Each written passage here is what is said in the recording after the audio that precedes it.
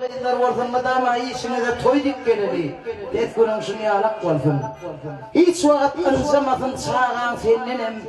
Ene deyip bir yalvarıp ağlamaz. Yöne senem derdini bilaygın doğun. Övüz canın bir göğnünü ağlamaz diye. Toy diyenin madama işikte olur. Övüt verme iyile aklam verme.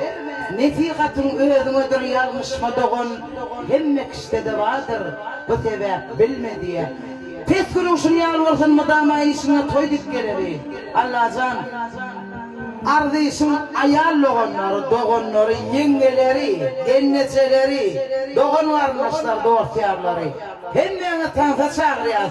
O şaydamızda Bağdaraman'dan gelen ihmanlamız. Aşkamat'tan sıylak gelen ad değil mi? Altı borun huzurunu ise oyuncu. Baştan başlaya. Hadi devam et ya! Yeter!